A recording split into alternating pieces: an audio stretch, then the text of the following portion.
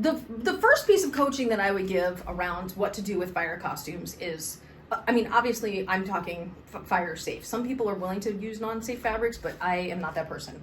The things I would recommend looking at are putting lines down the side of your pants, because that gives you, well, it gives dimension, but it also gives a line that the eye can follow in the dark. So you're often performing in the dark, but your legs get lost. So if you're dancing, people aren't actually seeing that you're dancing. And I think it's useful to put a line on the outside, but it also can be interesting to put lines on the inside. And what you do is you put a light color there that will reflect the fire more.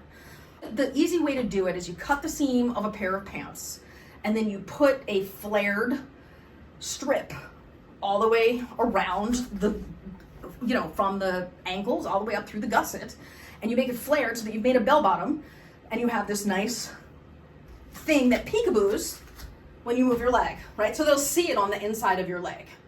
You can do it on the inside and the outside. You could do a triangle insert here that helps. And then you could do the same thing with shrugs.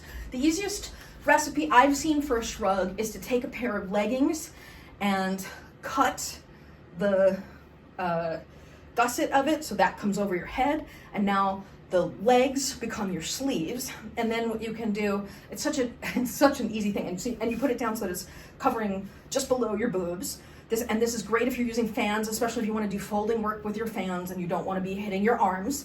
And then you can put a small bit of fabric here, so you wouldn't use as large a piece as you would use on the stripe of the pants.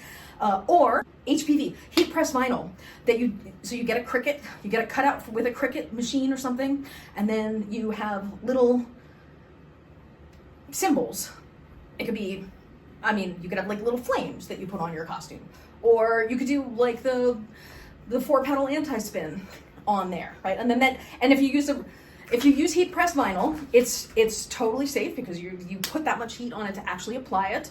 And as long as it's stuck down well, it'll work. I've tested some and it's worked well.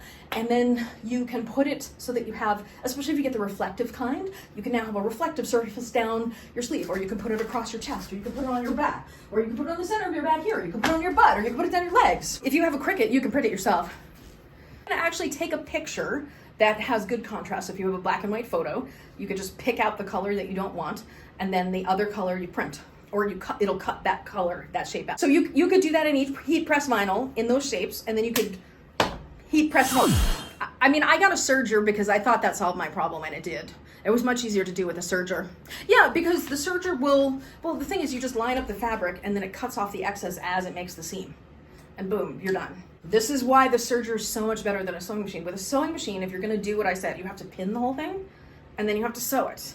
And it's so annoying. Whereas you could just take the fabric that's cut, lay it down, and you want to put right side to right side, and then you run the serger down the seam, bam, it's done. And that's it. It's so easy. And then you put your cutting knife down, and it'll trim off the excess. So even if your cut isn't exactly perfect, you can leave a little extra margin on the fabric that you're inserting.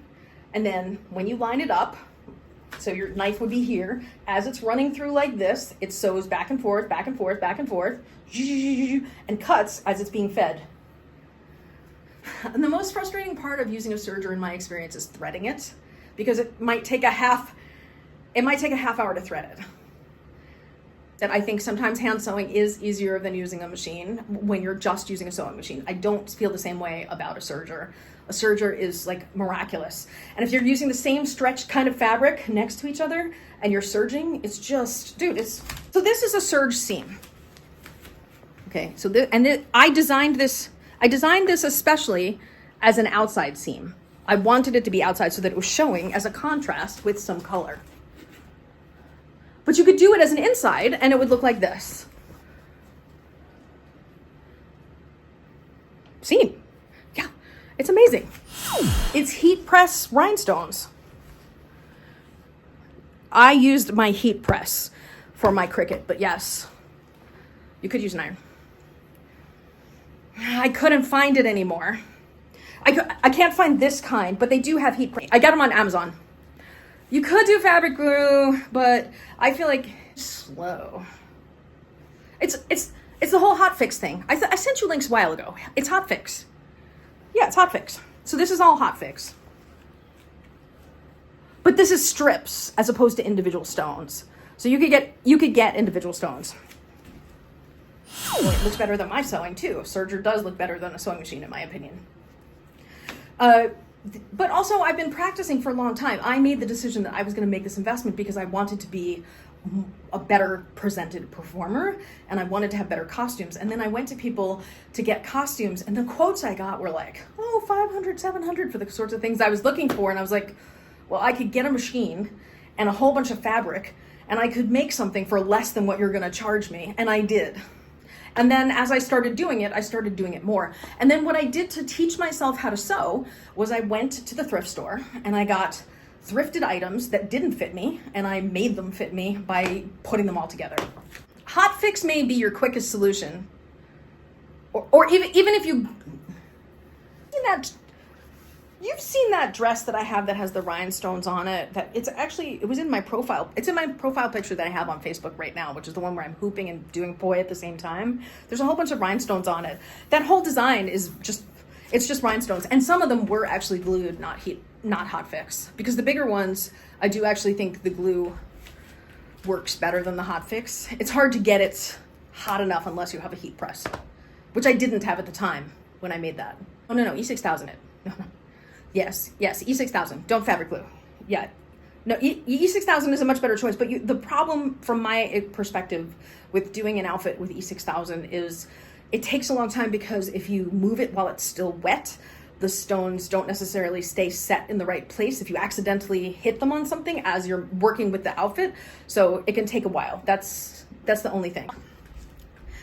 You know what you could also do is, just like you did with that, you can get some fabric that's fancy looking, like they make some stretch denim that has holographic material on it, and you could cut out shapes and you could do applique with E6000 underneath it to applique the shapes on, which is like using a Cricut, only not. You can also get, there's fabric stores have them and you can get them online where you can get applique rhinestones that are like they use for wedding outfits that you could put on your bodysuit. You could do something like that as well and use E6000 on that also. That would be very easy. And then the other thing that is a really easy, cheap thing that you can do is the aesthetic where you slit cottons and then you do ties on those. And I found a bunch of tutorials that I put in one of the articles on the website that can be useful as a starting point for looking into that.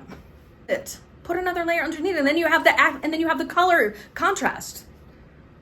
And you can do that with everything. You could also do it with layered shirts. So you can have a really slit up top layer in black, and you want your top layer to be black because that's what's going to touch the soot. And then you have your colored layer underneath, and then you've got the contrast. And then you can have the top layer be as racy as you want and still be conservative enough in whatever environment that you're in.